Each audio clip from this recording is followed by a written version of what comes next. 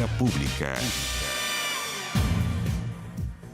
¿Cómo están ustedes? Muy buenas noches, bienvenidos a Vía Pública. Luego de la aprobación y despacho final por parte de la Cámara de Diputados, la Presidencia de la República informó que mañana viernes, sin más, sin veto, sin tribunal, sin recurrir a tribunales, sino dar vuelta a la página y seguir adelante porque hay demasiadas necesidades. Bueno, el presidente Sebastián Piñera promulgará la reforma constitucional que permite el retiro excepcional de los fondos acumulados de capitalización individual. Es decir, que cada uno de ustedes o nosotros que tenemos en nuestra cuenta de AFP, es nuestra cuenta individual que por principio, desde que existe el decreto de ley 3500 que creó este sistema de pensiones, no permitía sacar la plata sino cuando nos jubiláramos y con ese único fin. Bueno, ahora a través de una reforma a la Constitución se permite de manera excepcional, dada la pandemia y la crisis económica, poder hacerlo hasta un 10%. Mañana entonces se promulgará, luego viene ya la publicación de la ley, publicada la ley, es conocida o se da por conocida por todos, y ahí habrá 10 días para que las personas puedan recurrir a su AFP y retirar lo que estimen necesario. Tienen un año para hacerlo, no es necesario hacerlo ahora, serán 2 cuotas y es importante, 3 vías. Se le podrá depositar en alguna cuenta bancaria, cuenta vista o cuenta corriente. 2, a través de cajas de compensación, esa es la otra alternativa. Y la tercera es, no se me puede haber ido en este momento, ya se la voy a decir. La caja de compensación, la tercera, perdón, que usted le dé una instrucción a su AFP para que le transfiera a la cuenta 2 de la AFP. Con lo cual usted puede hacer los retiros con más calma, pero ya queda fuera de esa cuenta individual que fue obligatoria o que es obligatoria hasta todavía. Ya lo sabe, banco, caja de compensación o a través de esta tercera alternativa que se vaya a su cuenta 2 por ahora. Tras la promulgación realizada por el presidente, se deberá esperar a su publicación en este diario oficial que yo le decía y la reforma entonces ya ya está absolutamente aprobada y podrá solicitar este retiro del 10%. Tiene 10 días las AFP para acomodar todo este sistema. Fue en horas de esta tarde que la Cámara despachó a la moneda del oficio de la reforma aprobada que permite entonces el retiro de los fondos previsionales. Esto se suma ya a la determinación de los senadores de Chile Vamos de no recurrir al Tribunal Constitucional, lo cual fue informado por el senador de Renovación Nacional, Andrés Alamán. Esto tiene como finalidad básicamente no entorpecer, no alargar más los plazos, son muchas las necesidades, está clara la voluntad de la gente mayoritariamente, está claro cuáles son las mayorías en ambas cámaras, la democracia es así, el gobierno perdió en esta pasada, tenía una posición distinta, pero sería trancar la pelota por trancarla. Hizo el punto político que está en contra, que le parece una mala política, pero perdió en el Congreso y bueno, hay que seguir adelante y hay que ir entonces con la posibilidad de este retiro y hacerlo fácil y ahora, porque las urgencias de las familias chilenas está ahora. Vamos a nuestra mesa de conversación. Y allí está uno de los protagonistas de esta historia, es el diputado Pepe Out, diputado independiente. ¿Por qué digo protagonista? Porque es el único, en las dos veces, cuando fue de ida y después ahora la vuelta, porque hace la vuelta de Cámara, Senado y como hubo cambios volvió a la Cámara. Pepe Auto es el único de la oposición que se abstuvo, que no votó con su grupo, con su tribu. Pepe Auto, buenas noches. Hola Matías, buenas noches. ¿Qué tal? Bueno, terminó esta super experiencia, me imagino, para ti. En tus años de parlamentario no te había tocado nunca sentirte en corral ajeno o te sentiste apuntado con el dedo, te sentiste agredido en algún momento por tener la voz única en tu sector. O sea, no me sentí, fui agredido, pero eso es parte a estas alturas de la pega. Si uno no está ¿Por tus preparado pares, Pepe? ¿Por tus pares? No, por mis pares jamás. A eso me refería. Jamás porque... No, a eso me refería. ¿Ah? A eso me refería. No. Si te sentiste agredido por tus pares. No, yo tengo que destacar y reconocer el respeto a la diferencia.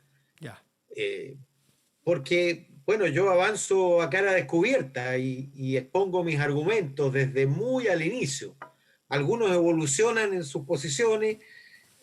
Yo en general mantengo mi disposición cuando he hecho un análisis acabado, pero doy vuelta a la página porque evidentemente esto que era minoritario cuando fue propuesto por la bancada regionalista verde, minoritario también en la oposición, fue tomando fuerza en parte por la falta de iniciativa del gobierno, que pudo haberse sentado a conversar con la oposición mejores alternativas de solución para aquellos sectores que no estaban siendo tocados por las ayudas estatales, y también por la ola de favorabilidad de la opinión pública, que naturalmente siempre preferirá dinero presente que ahorro futuro.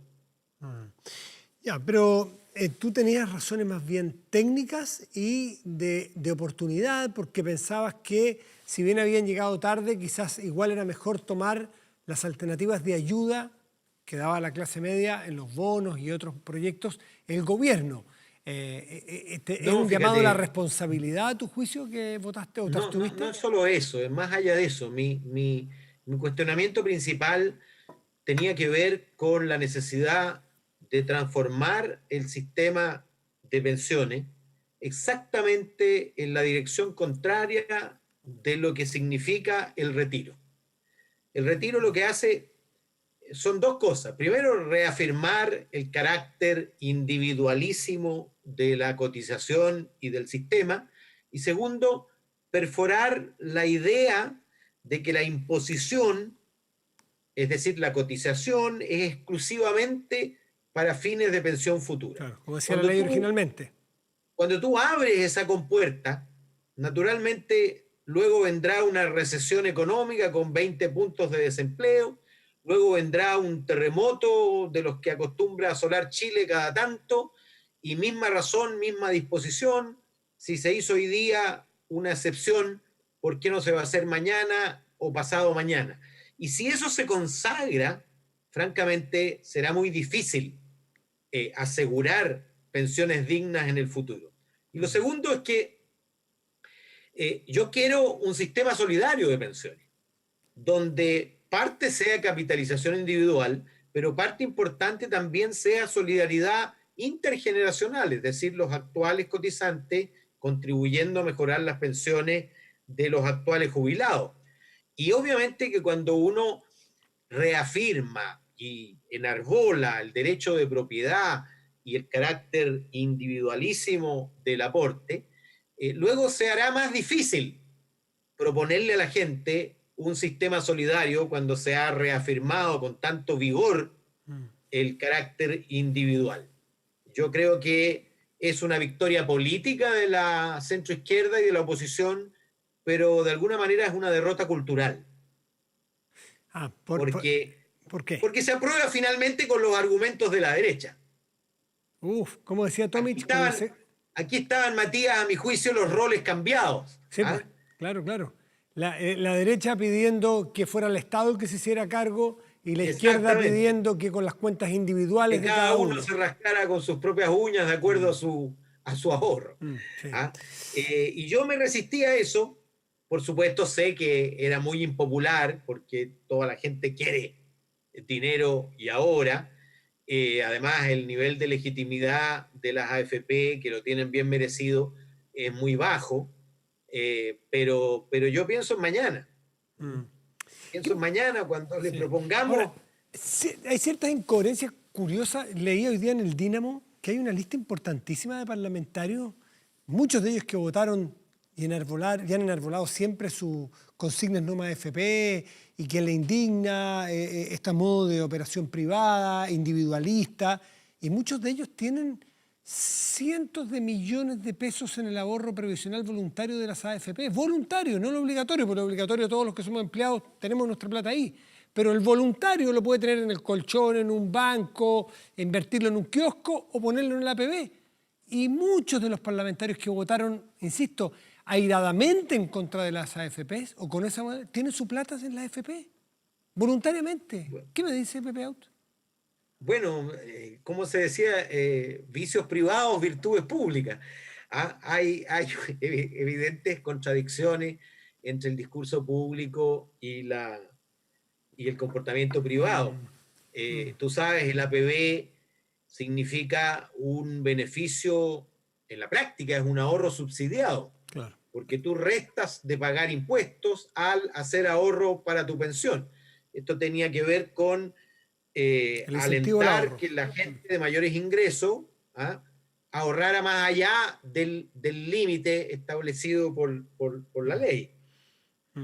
Bueno, pero son Pero mira, más allá de eso, es una... es la clase Alguien política. dijo que teníamos conflicto de interés.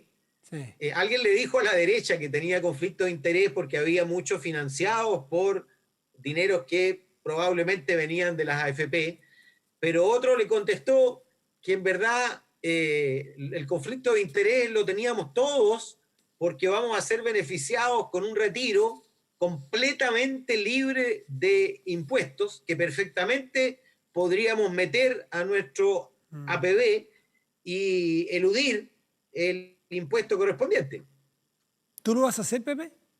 No, No, yo ¿no es no cierto? No, hago la pregunta de rigor porque yo no lo voy a hacer, además porque estoy muy cerca de Sí. la pensión y francamente lo que se aprobó anoche en el Senado, que fue extender el beneficio para los actuales pensionados, significa una rebaja inmediata de la pensión.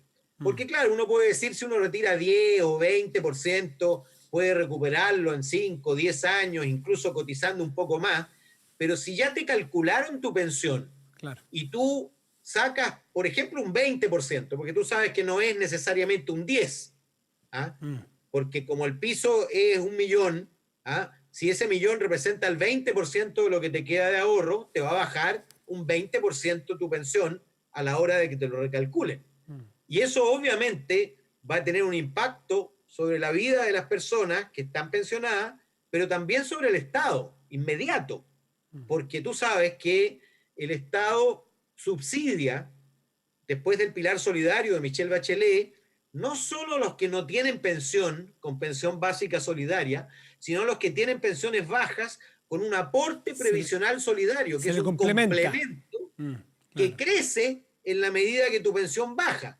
Y por lo tanto, si las pensiones bajan producto del retiro, el Estado va a tener que ir inmediatamente Pepe, a poner esa diferencia o parte de esa diferencia. Sí, yo te conocí hace tantos años como analista, experto electoral, en los cálculos, en fin. Y quiero recurrir al analista Pepe Out, porque así como hablamos de la incoherencia de estos parlamentarios que se abrazaban a las banderas de las normas AFP y tienen sus platas voluntariamente en las AFP, porque o sea, confían en ellas en lo privado, pero en lo público no. Esa incoherencia la que tiene la valoración de la política donde la tiene, que es un problema para la democracia.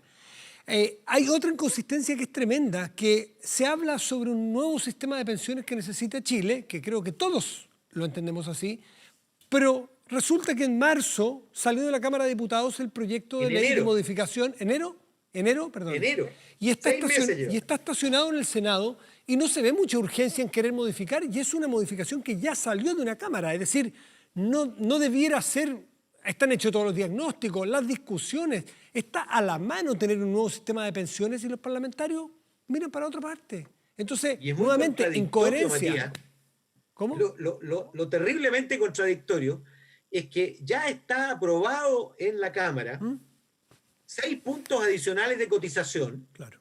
La mitad de esos 6 puntos para reparto, es decir, para solidarizar con los pensionados actuales, para mejorar las pensiones de los actuales jubilados, y la creación de un organismo público. Es decir, lo que proponía esta reforma para compensar el retiro está consagrado en una ley en trámite, ya aprobado en la Cámara, y que podría ser perfectamente perfeccionado y profundizado ese camino hacia un sistema mixto, que es el que yo creo genera mayor consenso, que tenga un componente de ahorro individual, que tenga un componente, por supuesto, de aporte patronal, empresarial, y que tenga el pilar solidario del Estado que complemente las bajas pensiones o la ausencia de pensiones.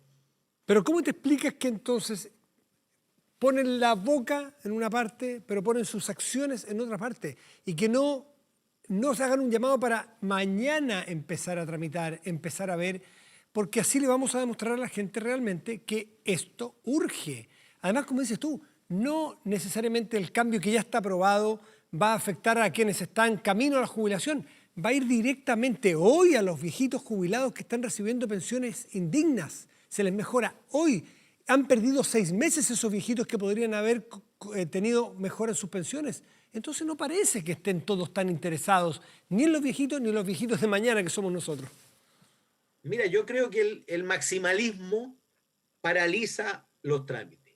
¿Ah? Hay muchos que prefieren que la bandera siga enarbolada en lugar de una solución que siempre será, por supuesto, distinta a la solución ideal, porque la solución ideal obviamente se empieza a limitar cuando se trata de recursos, cuando se trata de aumentar la cotización, porque no se puede aumentar de un viaje los 6 puntos y exige cierta gradualidad para no afectar tanto el mercado laboral.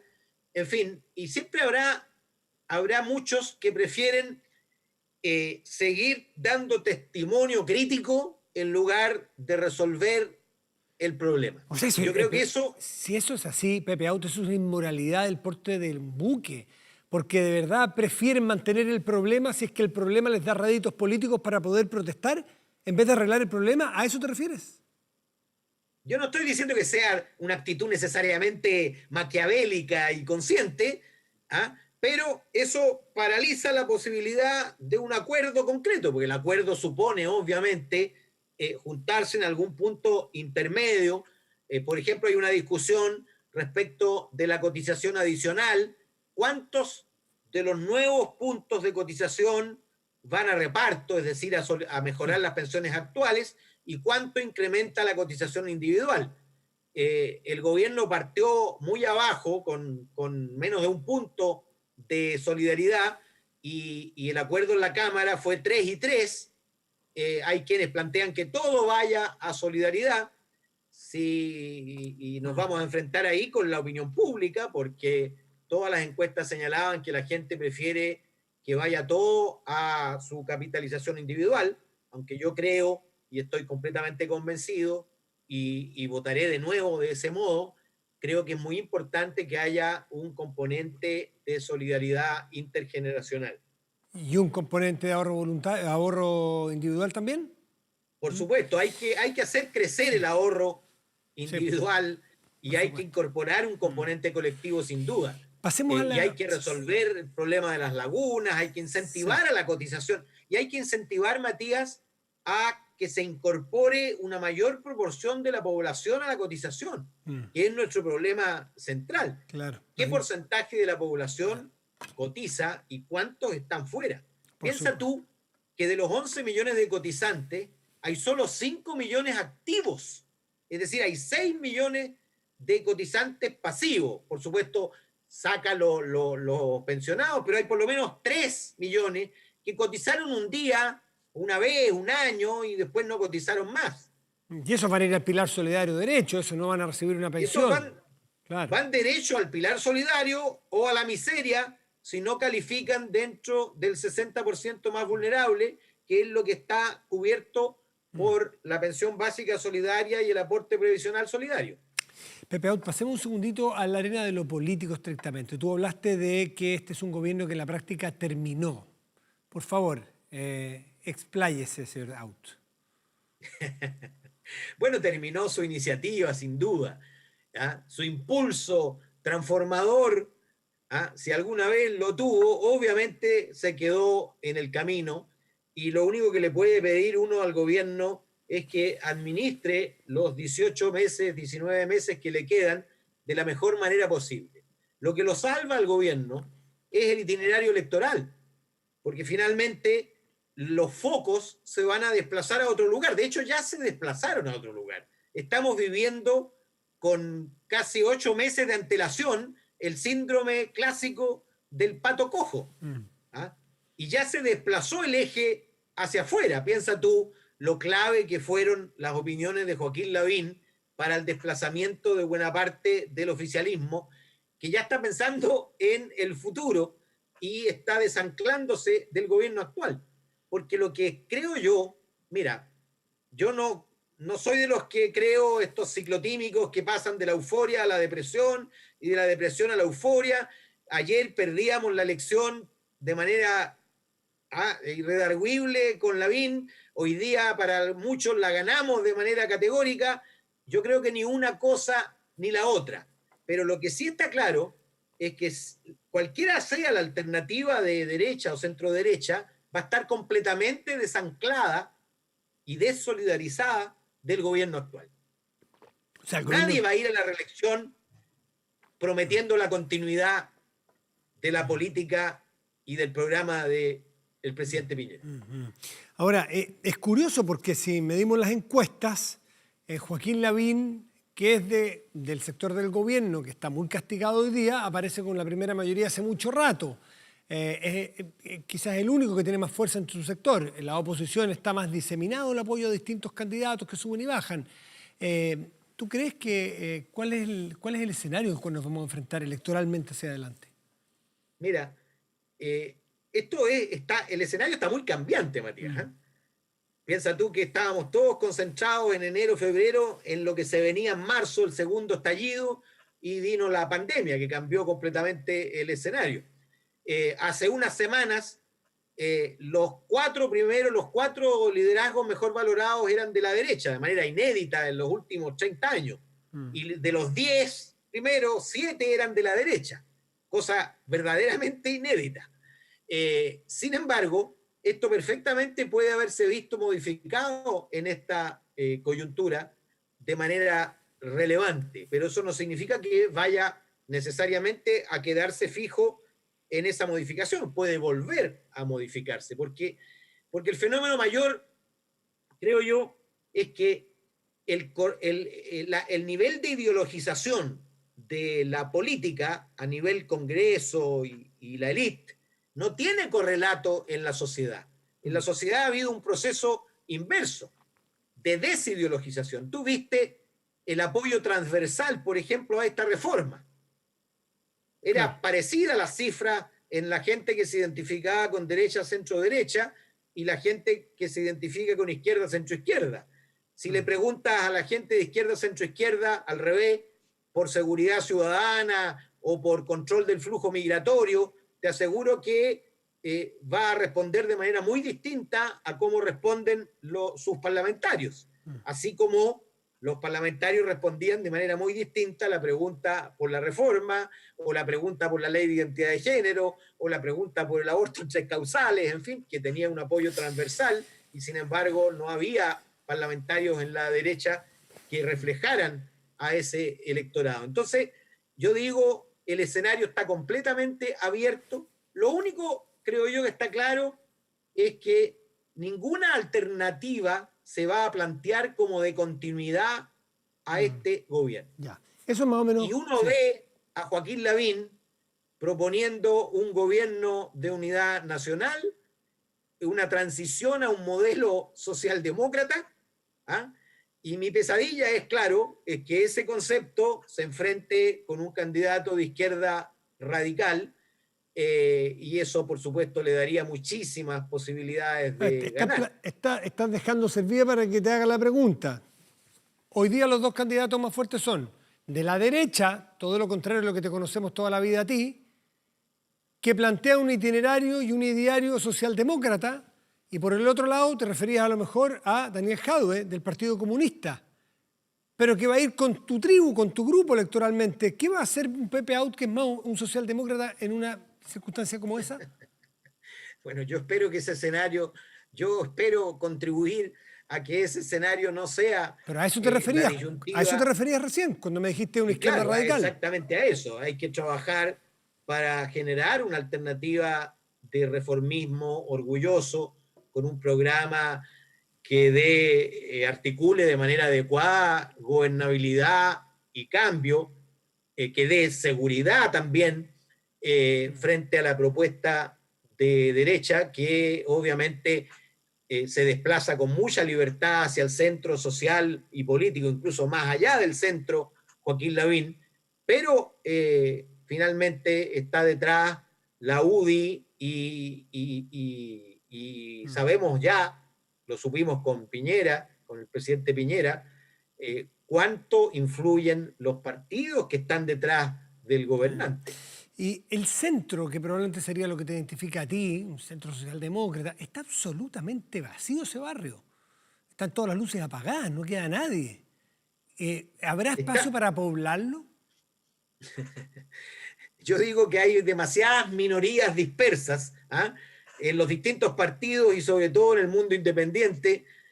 Yo me encuentro con más gente del PPD fuera del PPD que en el PPD, y lo mismo pasa con el resto de los partidos de ese espacio de centro-izquierda, que está llorando efectivamente una alternativa que se haga cargo de su historia. Porque lo que está ocurriendo, lo que ha ocurrido, Matías, a mi juicio, es la negación de la historia propia. Es decir, la negación de los 30 o los 25 años, o los 24 años, 26, ¿no? que gobernamos. 24 años que gobernamos. Y eso, por supuesto, al que más afecta es al PPD, porque el PS tiene su historia previa al 90. Está Allende, está Aguirre Cerda, en fin. La democracia cristiana también tiene su historia previa, está la Revolución en Libertad, y si no, están los textos, Maritain, en fin. Pero el PPD, si desaparece, o si subvalora, si desvalora, si echa abajo la historia de los 30 años, no le queda nada en qué fundarse. Yo creo que eso está siendo el problema fundamental de ese partido y de ese espacio que cede, creo yo, su vocación de fuerza de articulación de mayoría para gobernar con un programa. Dos preguntas finales. Una, y está arrastrado, sí, completamente acomplejado y arrastrado por propuestas más radicales. ¿Queda espacio para copar políticamente el centro? Personas que vengan de distintos lugares. ¿Queda espacio o tú crees que esto es como la fuerza centrífuga, que las cosas suelen tirarse hacia los extremos, hacia las orillas? No, yo creo que siempre hay espacio, particularmente cuando se acercan los procesos de definición. Pero tiempo, espacio hay, si está vacío el centro. O hay vacío de liderazgo, claro, hay tiempo. Mira, la pandemia tuvo el efecto político de acortar en extremo los tiempos. Y por lo tanto, la velocidad a la que tiene que ocurrir ese proceso probablemente sea mayor que la viable, que la posible. Pero mi hipótesis es que los extremos polares tienden a reducir su importancia en cuanto nos acercamos a los procesos de definición democrática. Es decir, las posiciones más polares tienen más influencia lejos de las elecciones que cuando la gente es llamada a decidir y a elegir. La gente siempre busca y encuentra, por supuesto, a veces no encuentra en realidad, propuestas que articulen seguridad y cambio, ahora, orden y transformación social, seguridad económica y niveles de distribución y de equidad superiores. Ese análisis, ¿no será que nos sirve de aquí hacia atrás, pero aquí en adelante a lo mejor van a entrar con mucha más fuerza, porque en otros países ha pasado, personajes que no vengan de la política directamente? Y nosotros ya hemos tenido algunos intentos. Y voy a ponerle nombre propio a personas que no son de la política y que están en las encuestas. Parisi, el empresario de Leonardo Farca. ¿Tú ves espacio para ese tipo de liderazgos o propuestas frente al electorado que tú conoces tan bien? Para serte franco, quisiera que no, pero sí existe espacio. Estoy viendo una serie que te aprovecho de recomendar, francesa, política, que es extraordinaria, que se llama El Barón Noir, el Barón Negro. ¿Ya? Y en la tercera temporada, voy a hacer spoiler. No. Pepe, muchas gracias. Lo dejamos hasta aquí. No vas a contar spoiler porque voy a llegar a verla. Y mucha gente quiere verla. El Barón, ¿está en Netflix? ¿En Amazon? ¿Dónde está? No, es de HBO. HBO. ¿Ah? Ya. No te voy a permitir el spoiler. Disculpa. La política es la protagonista, con sus miserias y sus virtudes, con sus traiciones, con sus ambiciones, con sus trámites legales, en fin, es extraordinariamente atractiva. Bueno, pero ahí surge un candidato, fíjate, que propone reemplazar las elecciones democráticas por un sorteo sectorizado. Tantos obreros, tantos empleados, tantos profesionales, etc. Y adquiere una popularidad insospechada. Dice, devuélvanle el poder al pueblo. Y yo creo que más fuerte hoy día que el eje izquierda-centro-derecha está siendo el eje pueblo versus élite. Y eso es lo que creo yo hay que identificar de manera adecuada, porque ese eje está transformando la política chilena. Pepe Out, como siempre, un gustazo conversar contigo y muchísimas gracias por tu análisis político, sobre todo porque lo que vienen son muchas elecciones de aquí al próximo año, son 6 me parece, entonces hay que empezar ya a orientarse. Pepe, mucho gusto como siempre. Gracias. Gracias a ti, chao. Chao, chao. Vamos a hacer una pausa y ya volvemos aquí en Vía Pública.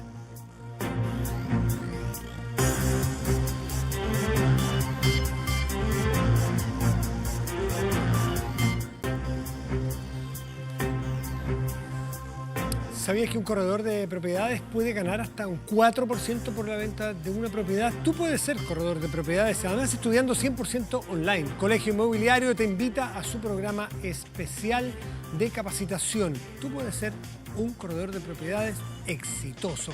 Más información en www.colegioinmobiliario.cl o en el foro 23 21 00 084. A propósito de promulgaciones, de leyes, de programas, hoy el presidente de la República, lo hubieran visto en las noticias, en el Palacio de la Moneda, promulgó la ley de crianza protegida, que tiene un poco que ver con, algunos dicen, de hecho, algunos partidarios del gobierno que creen que el gobierno cedió en el postnatal de emergencia y que le cambió el nombre, terminó haciendo básicamente lo mismo. Pero para eso mejor conversar con Carol Baum, que es subsecretaria de la Niñez, para que nos explique. Carol, muy buenas noches. Gracias por recibirnos. Muy buenas noches. Carol, ¿cuáles son los principios fundamentales de esta nueva ley, de este nuevo programa que va a ayudar a madres, padres o cuidadores de niños chicos? Para que nos cuentes y lo sepamos. Bueno, efectivamente esta es una buena noticia hoy para terminar el día. La ley de crianza protegida, a la cual pueden acceder dos grupos fundamentales de personas. Padres o madres cuyo permiso postnatal parental haya vencido desde el 18 de marzo en adelante hasta que termine el estado de excepción, ellos van a poder optar a la licencia médica preventiva parental COVID-19. Esto es una licencia médica preventiva. Perdón, también, opera como licencia médica, se paga como licencia médica, opera como... Okay. Así es, y a partir de la próxima semana en el sitio de la Suceso van a poder solicitar esto y va a ser enviada la licencia a su correo tanto al trabajador como al empleador. Y la paga FONASA o LISAPRE dependiendo a qué mes esté suscrito el trabajador. Esa por una parte.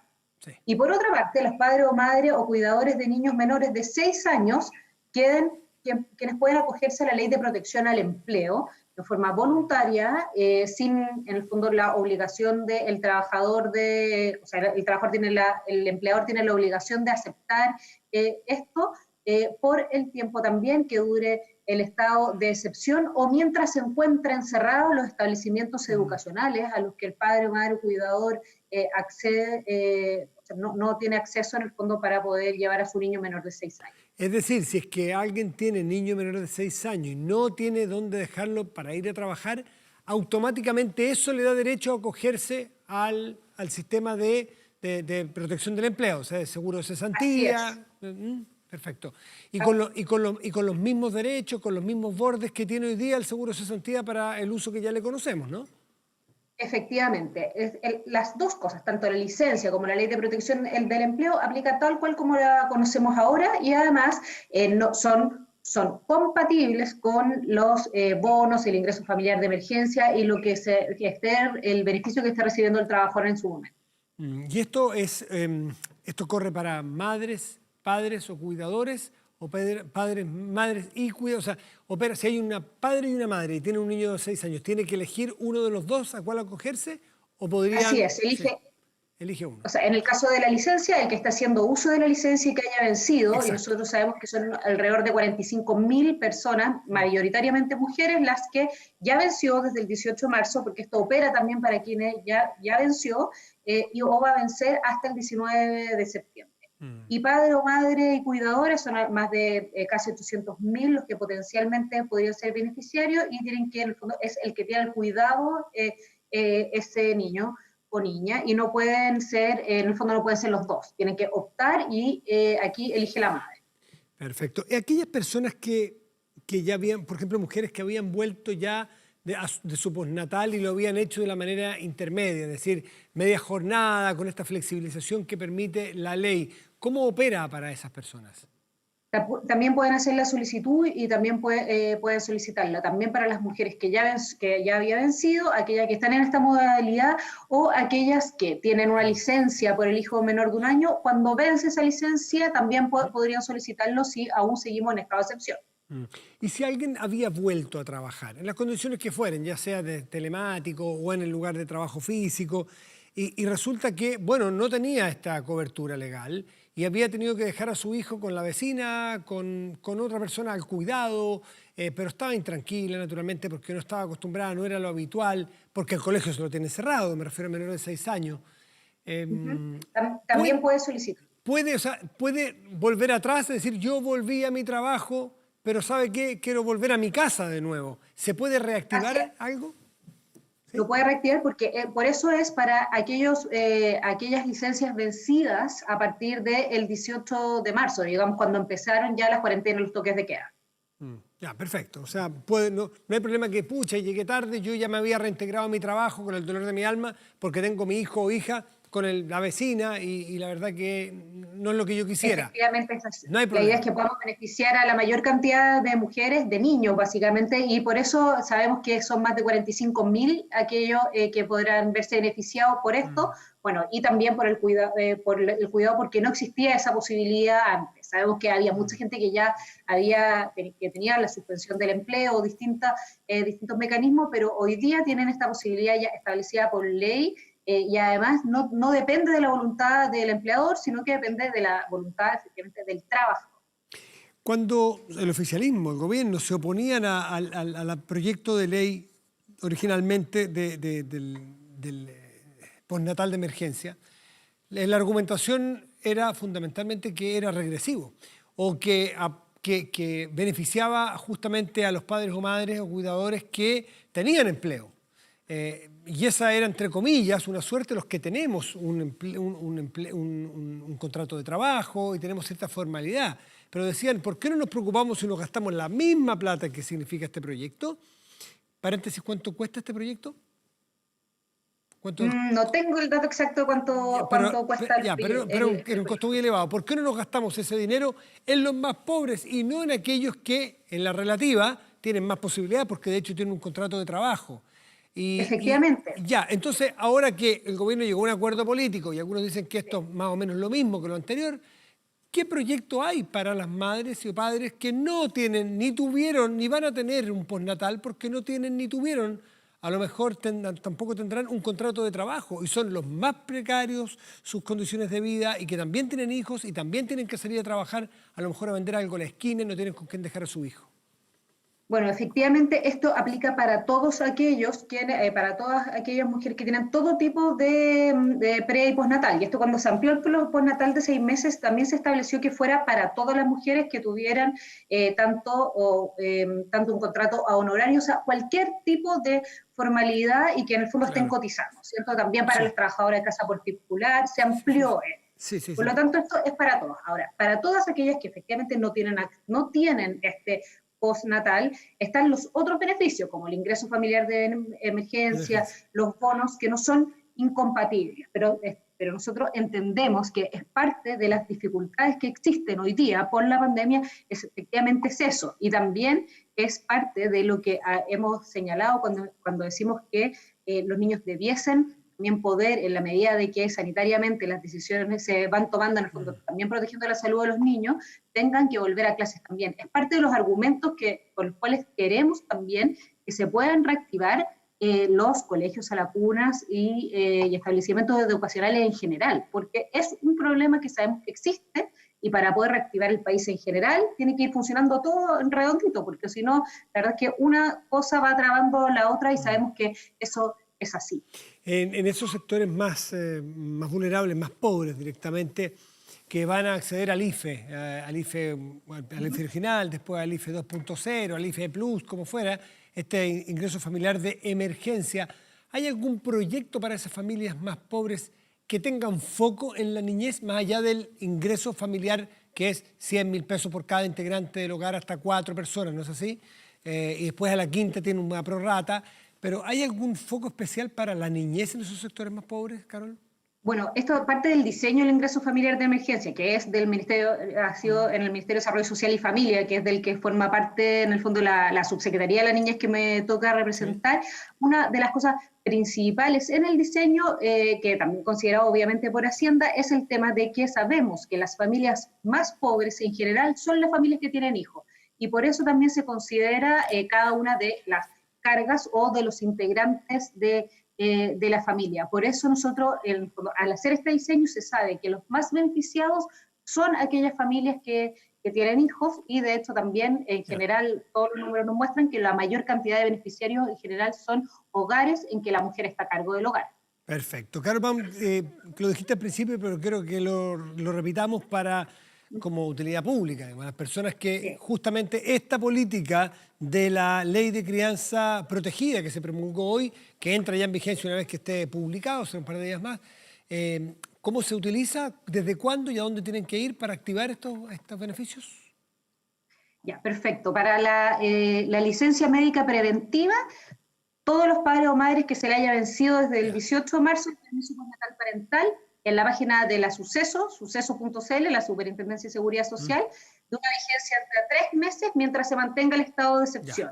Y van a tener, además hay una extensión del fuero para las personas que hagan uso de este beneficio. Y es con cargo al ISAPRE o a FONASA, dependiendo a quién. Pero va a ser publicada en la página de la Suceso, y es ahora ya. ¿Cuándo está eso? Para que las personas que les interese. A partir de la próxima semana. Perfecto. Y para las personas que se quieran acoger unilateralmente a la Ley de Protección en el Empleo, los padres o madres o cuidadores de menores de 6 años, en que su sala cuna, jardín infantil o colegio esté fuera de funcionamiento, y se pueden acoger a la suspensión del contrato, recibir sus prestaciones bajo la Ley de Protección del Empleo, y el empleador no puede negarse a la solicitud del trabajo. ¿Eso ya está vigente? ¿Puede ser mañana? Efectivamente, eso sí. Carol Baum, muchísimas gracias, subsecretaria de la Niñez. Muchas gracias por estos detalles, que son políticas sociales que justamente van enfocadas en las personas que más necesitadas en nuestra sociedad. Que te vaya muy bien y muchas gracias. Buenas noches. Muchas gracias a ustedes, que estén muy bien. Chao. Hacemos una pausa, volvemos aquí en Vía Pública.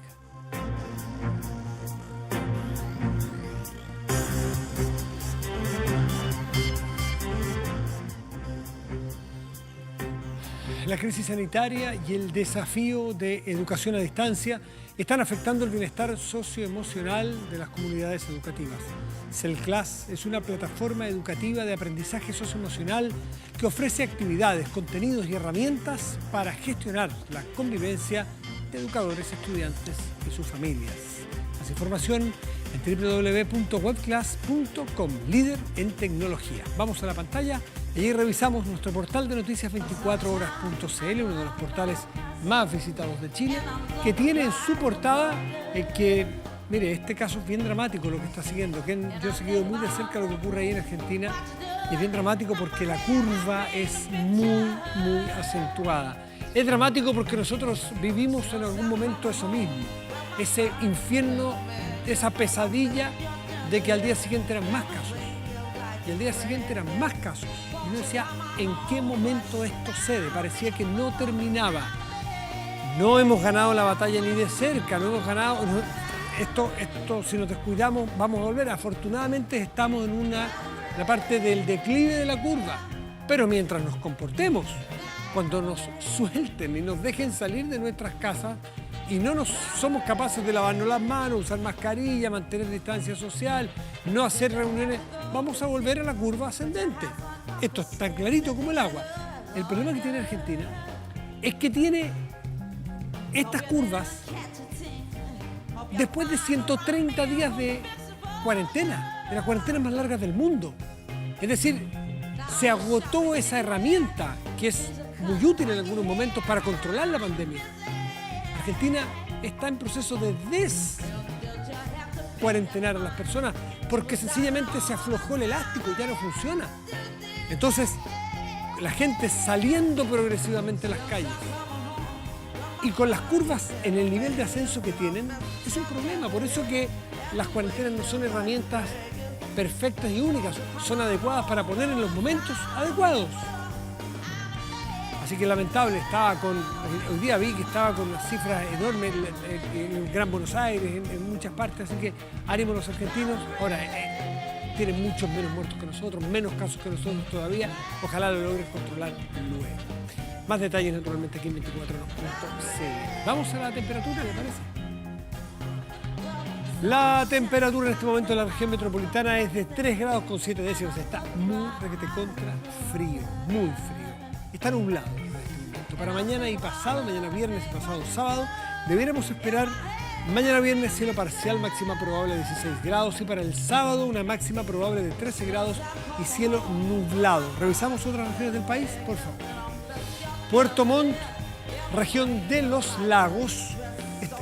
La curva de Puerto Montt, disculpe que estamos un poquito monotemáticos, estuve viendo la idea. La curva de Puerto Montt de contagios